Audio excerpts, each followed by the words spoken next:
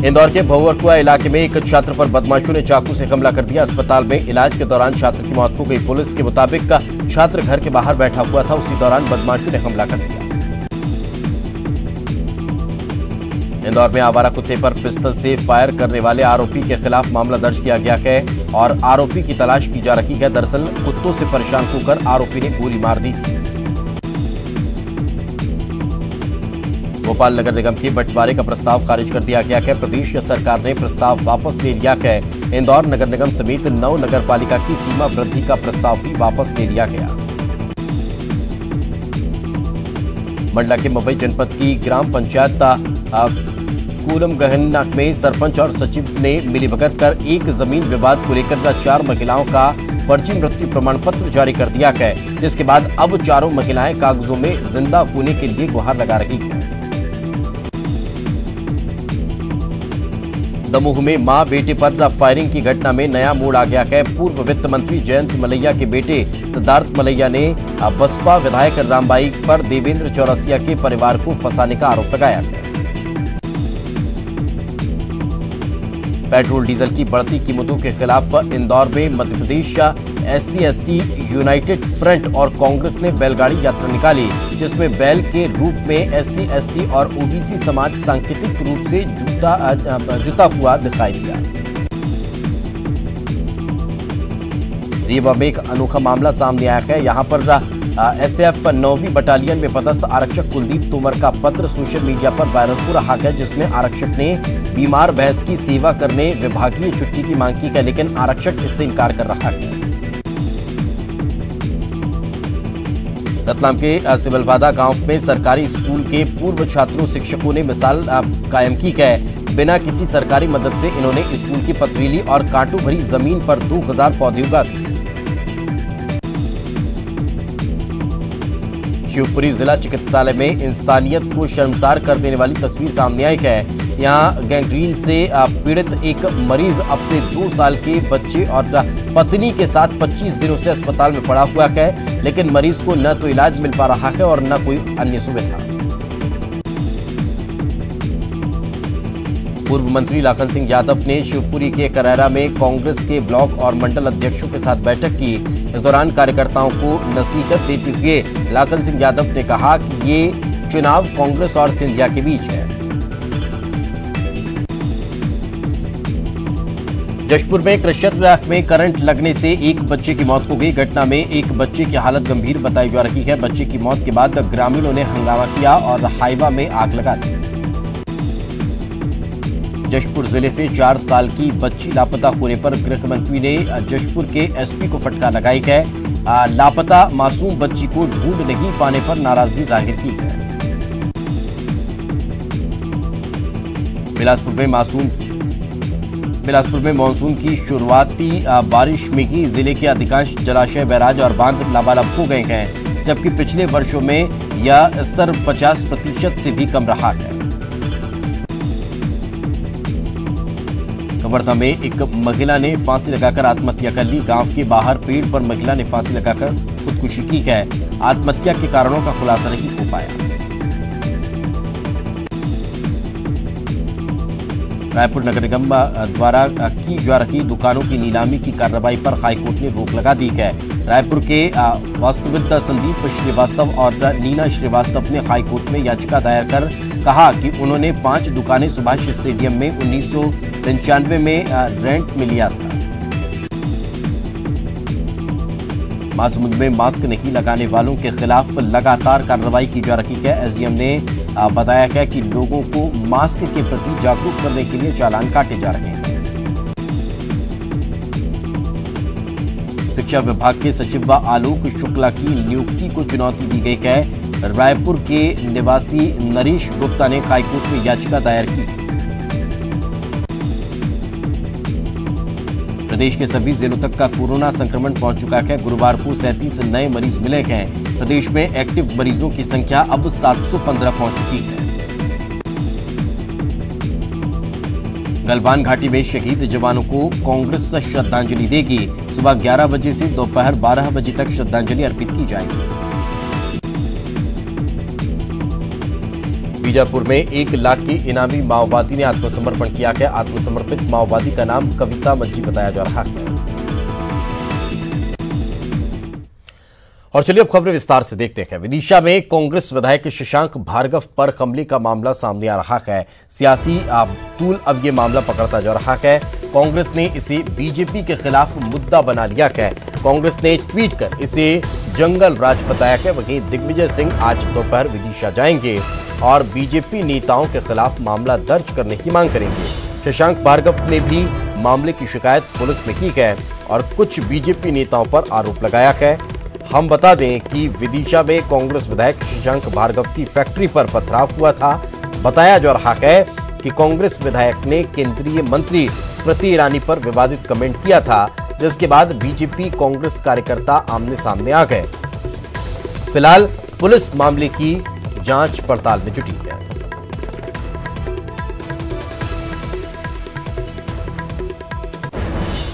और ज्यादा जानकारी के साथ हमारे सहयोगी अनुराग हमारे साथ जुड़ चुके हैं। अनुराग, क्या ताजा जानकारी फिलहाल इस पूरे मामले को लेकर? देखिए, पूरा का पूरा मामला विदिशा से कांग्रेस के विधायक शशांक भार्गव पर हुए हमले से जुड़ा हुआ है। शशांक भार्गव ने थाने में इस बात को लेकर 2 दिन पहले शिकायत की थी कि उनके ऊपर मुकेश टंडन, सुरेंद्र चौहान समेत 100 से ज्यादा लोगों ने उनकी फैक्ट्री में घुसकर न सिर्फ तोड़फोड़ की बल्कि उनको जान से मारने की कोशिश भी की। इस पूरे मामले ने अब सियासी रंग भी ले लिया है। दिग्विजय सिंह आज विदिशा पहुंच रहे हैं। वो शशांक भार्गव के समर्थन में पुलिस से इस बात की मांग करेंगे कि जिन लोगों ने पथराव किया था या तोड़फोड़ की है उनके खिलाफ प्रकरण दर्ज कर कार्रवाई की जाए। तो कांग्रेस अब इस मुद्दे को भुनाने की कोशिश में है। हालांकि बीजेपी के नेताओं का भी आरोप इस बात को लेकर है कि जो केंद्रीय मंत्री हैं स्मृति ईरानी, उनको लेकर जो है शशांक भार्गव ने सोशल मीडिया पर एक पोस्ट डाला था जो अभद्र था। लेकिन किन लोगों ने हमला किया ये पूरा जांच का विषय जरूर है। लेकिन अब कांग्रेस ने इस पूरे मामले पर बीजेपी को घेरना शुरू कर दिया है। बिल्कुल अनुराग, एक सबसे बड़ा सवाल तो ये है कि ठीक है वो एक राजनीतिक मसला अलग है, लेकिन जनप्रतिनिधि पर अगर इस तरह से हमला हुआ है तो इसको लेकर जिला प्रशासन की क्या प्रतिक्रियाएं निकलकर सामने आ रही है? किस तरह की कार्रवाई पुलिस करती हुई दिखाई दे रही है? क्या अभी तक जो नामजद शिकायत दर्ज की गई है उनके खिलाफ कोई प्रकरण दर्ज किया गया है या फिर उनको लेकर कोई जांच पड़ताल हो पाई है फिलहाल? देखिए, फिलहाल जो शिकायत पुलिस को मिली थी उस पूरे मामले में पड़ताल की जा रही है। उसी के बाद प्रशासन का कहना है कि अगली कार्रवाई की जाएगी। लेकिन जिस तरीके से एक जनप्रतिनिधि के ऊपर हमला हुआ है, तोड़फोड़ हुई है और नामजद शिकायत दर्ज कराई गई है, इस पूरे मामले को कांग्रेस का कहना है कि तत्काल कार्रवाई होना चाहिए। और जो कार्रवाई में देरी हो रही है उसी मामले को लेकर अब खुद दिग्विजय सिंह विदिशा पहुंच रहे हैं। वहां पर ये कहीं ना कहीं एक बड़ा मामला निकलकर सामने आ रहा है। अनुराग, साथ में रखें, आगे भी आपसे चर्चा करेंगे। हमारे साथ कांग्रेस प्रवक्ता भूपेंद्र गुप्ता जी जुड़ चुके हैं और बीजेपी प्रवक्ता रजनीश अग्रवाल जी जुड़ चुके हैं। रजनीश जी, सबसे पहले शुरुआत आज आपसे ही करते हैं क्योंकि सवाल अब आपसे ही है कि आखिर क्यों इस तरह से जनप्रतिनिधि के साथ के मामला सामने आया? राजनीतिक मसला हटा दीजिए, क्या टिप्पणी हुई थी, क्यों हुई थी, उसके बाद मारपीट हुई या फिर कोई और वजह है? सवाल ये कि आखिर इस तरह से जनप्रतिनिधि भी क्या सुरक्षित नहीं है? कर दी किसने? मारपीट कर दी। पथराव तो हुआ, कोशिश तो यही थी। किसने कर दी? भारतीय जनता पार्टी से सवाल क्यों? सत्ता में आप है सर। नहीं तो पुलिस से सवाल करेंगे। अगर पुलिस ने सुरक्षा की कोई दृष्टि से बात हो, कोई असामाजिक तत्वों ने कर दी हो और उनके बारे में कोई चर्चा हो जाए, जो कल उन्होंने बयान दिया था, विधायक ने मीडिया के सामने बयान दिया था और महिलाओं को लेकर जो टिप्पणी की थी, जिस प्रकार की आदत कांग्रेस का सगल बन चुका है महिलाओं का अपमान करना, क्या शब्द थे? आपको गारंटी देता हूं आप सुनाएंगे। एजेंट सुनाइए, न्यूज 18 तो चुनौती है। एजेंट सुनाइए शब्द जो उसने बोले हैं वहां, नहीं हमारी के पास बिना बीप लगाए। तो मैं बताऊंगा कि तो जनता में अगर किसी ने इस प्रकार का वो किया तो बहुत स्वाभाविक है। समाज को उद्दोलित करो आप, समाज को भड़काओ आप, अनर्गल प्रलाप करो आप, महिलाओं के बारे में अभद्र टिप्पणी करो आप, अपमानजनक भाषा बोलो आप, और जब उस पर कोई प्रतिक्रिया हो तो जवाब दूं हम? नहीं, मैं भारतीय जनता पार्टी जवाब दे। चलिए, मैं क्यों दे? रजनीश जी, सवाल सिर्फ इसलिए था, जवाब नहीं देगा जो सवाल सिर्फ इसलिए कुछ भी बोलता है। रजनीश जी, सवाल सिर्फ इसलिए था, मैंने कहा ना कि वो एक अलग मसला है, लेकिन अगर इस तरह से पथराव हुआ है, क्यों अलग मसला है, तो फिर उसी से जोड़कर देखा जाए तो फिर ये फिर अब साबित होना चाहिए कि फिर किसके द्वारा इस तरह के पथराव किया गया। नहीं, आप बिल्कुल अलग तय नहीं करिए दीपेश जी। क्यों अलग मसला है? अलग मसला किसने कर दिया? अगर किसी विधायक के बारे में प्रतिक्रिया समाज की हुई है तो क्यों हुई है?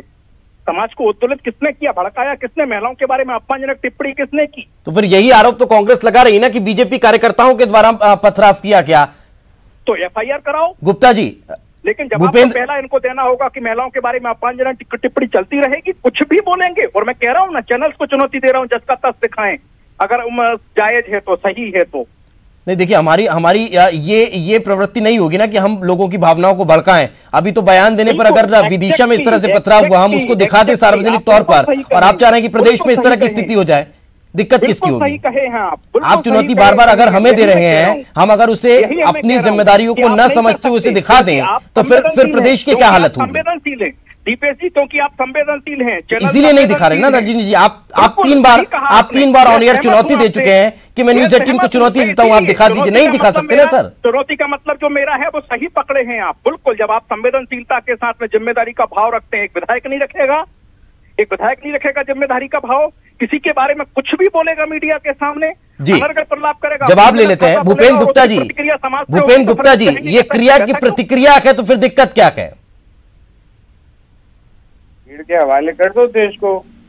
फिर लोकतंत्र की जरूरत क्या है, सिस्टम की जरूरत क्या है, संविधान की जरूरत क्या है? यही तो ये चाहते हैं। और क्या ये कह रहे हैं? इनसे इस बात का सवाल पूछिए कि इनके जो नेता कहते हैं कि कब्र से निकालकर हम औरत के साथ बलात्कार करेंगे, क्या उनकी भी ऐसी धुनाई होनी चाहिए? क्या जो लोग जो सिर्फ इशारों में बात मत करिए, अगर है तो नाम के साथ कहिए, नाम के साथ कहिए। ये नाम के साथ कर रहे हैं क्या? जो लोग चुप रहिए, मेरी बात सुनिए पहले। गुप्ता जी इस तरह से हवाबाजी मत करिए। अगर कोई है तो फिर नाम के साथ बात करिए। उन्होंने भी नाम के साथ कहा है शशांक भार्गव के बारे में। मेरी बात अरे चुप रहे, फालतू बंद की बातें करते हो, बात सुनना सीखो आप। गुप्ता जी भाषा पर संयम रखिए।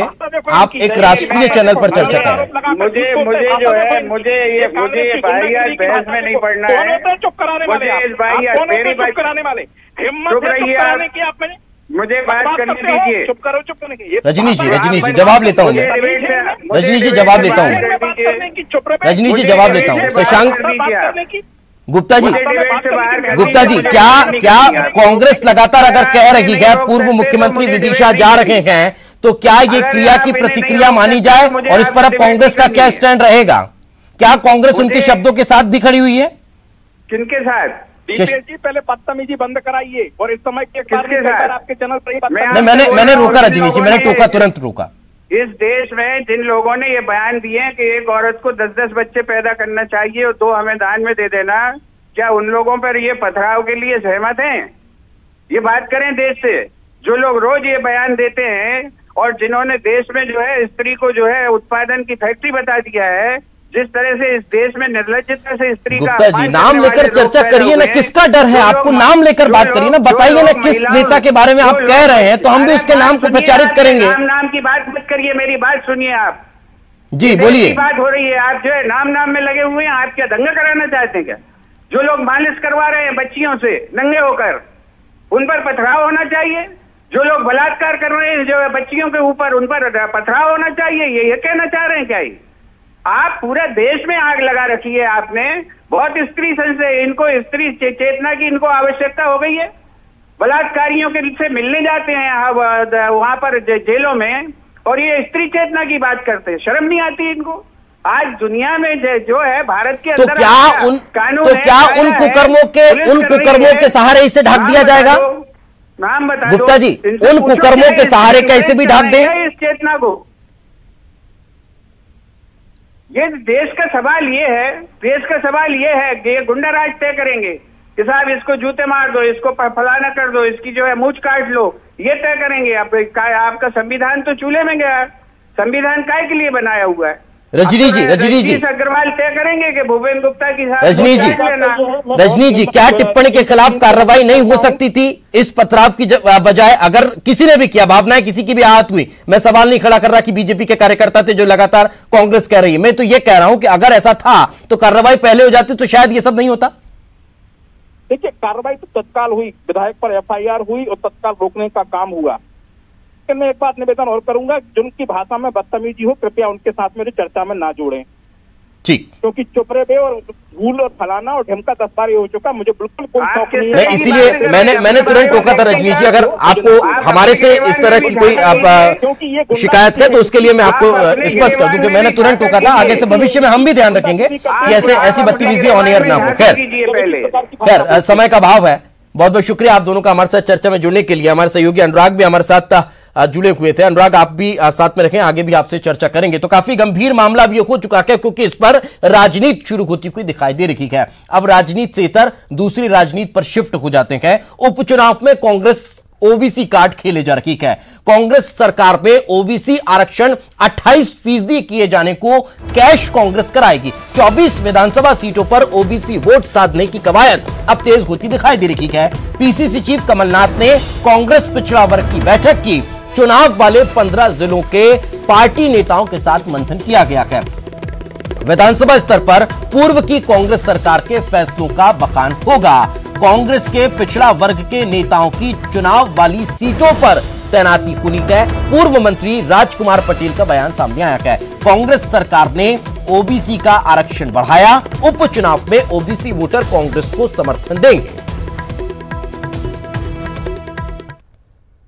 खबर भोपाल से, कांग्रेस के ओबीसी कार्ड पर बीजेपी ने पलटवार किया है। बीजेपी प्रवक्ता रजनीश अग्रवाल का बयान सामने आया है।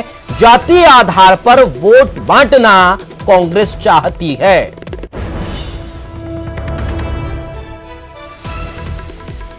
जनता पार्टी का बहुत स्पष्ट आरोप है कि कांग्रेस केवल जाति से जाति को लड़ाना का काम करती है, वर्ग से वर्ग को लड़ाने का काम करती है। इन्होंने ओबीसी को एससी से लड़ाने का काम किया, ओबीसी को और एससी को जनरल से लड़ाने का काम किया, हित किसी का नहीं किया।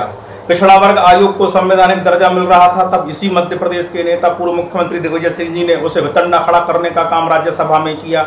मुसलमानों की उसमें भागीदारी के नाम पर, जबकि अल्पसंख्यक आयोग है, पिछड़े वर्ग को रोकने का काम किया। और ये जिस प्रकार से अनारक्षित वर्ग, सामान्य वर्ग के साथ में दोयम दर्जे का व्यवहार पिछले 70 सालों में करने का काम कांग्रेस पार्टी ने किया, उसका भुगतान भी वो कर रही है। सबका साथ, सबका विकास, सबका विश्वास भारतीय जनता पार्टी का मंत्र है और हम यही सिद्ध करेंगे। ये जाति से जाति को लड़ाते हैं, चाहे भीमा कोरेगांव की घटना हो या बाकी घटना हो, स्पष्ट है। भारतीय जनता पार्टी ऐसा होने नहीं देगी, समाज को बंटने नहीं देगी राजनीतिक तौर पर। तो और ज्यादा जानकारी के साथ हमारे सहयोगी अनुराग हमारे साथ जुड़ चुके हैं। अनुराग, अब कहीं ना कहीं इस मसले पर भी राजनीति शुरू होती हुई दिखाई दे रही है। अब कोशिश यही होगी कि उपचुनाव में इन सभी को बुलाया जाए।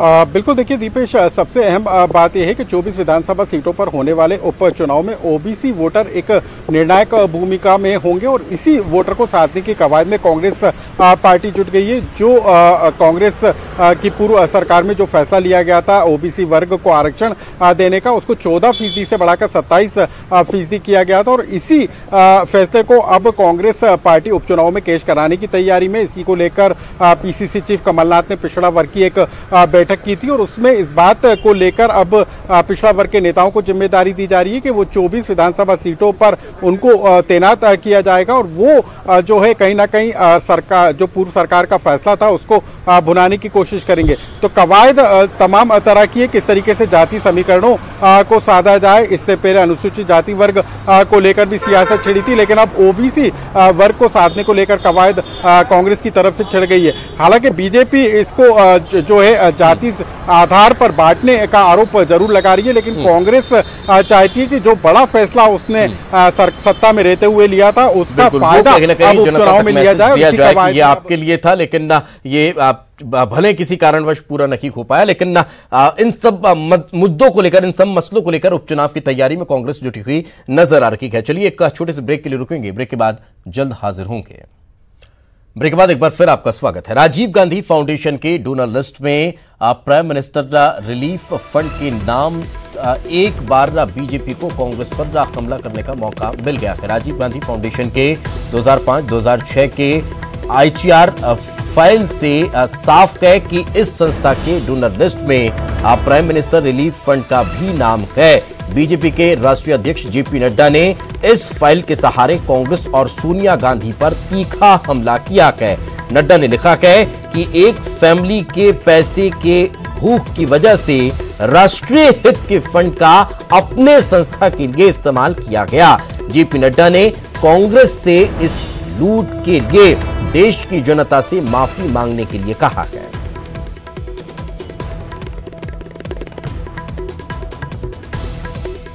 तो राजीव गांधी फाउंडेशन के डोनर लिस्ट में प्राइम मिनिस्टर रिलीफ फंड के नाम ने एक बार फिर से बीजेपी को कांग्रेस पर हमला करने का मौका दे दिया है।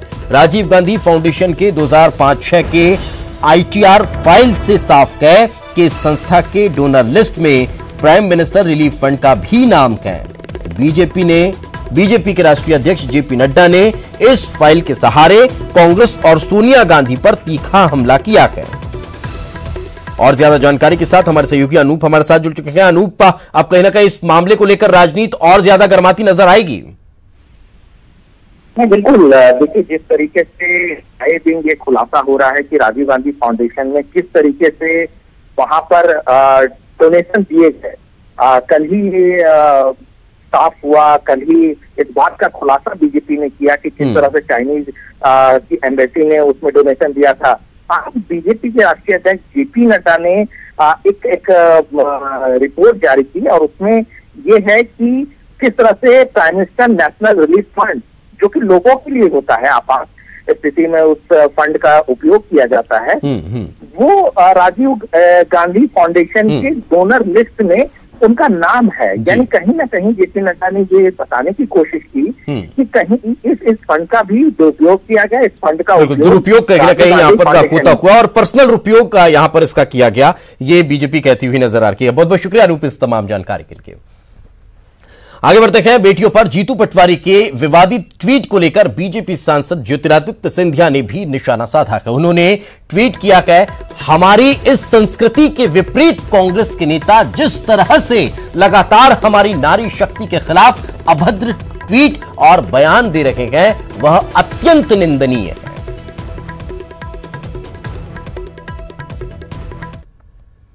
एक बड़ी खबर इस वक्त खरगोन से मिल रही है। 100 नाबालिगों का रेस्क्यू हुआ है। खेतों और बिल्डिंग में उनसे काम कराया जा रहा था। चाइल्ड लाइन और महिला बाल विकास विभाग ने कार्रवाई की है। बच्चों की अब काउंसलिंग की जाएगी। तो ये बड़ी खबर निकलकर सामने आ रही है और खरगोन से 100 नाबालिग बच्चों का रेस्क्यू किया गया।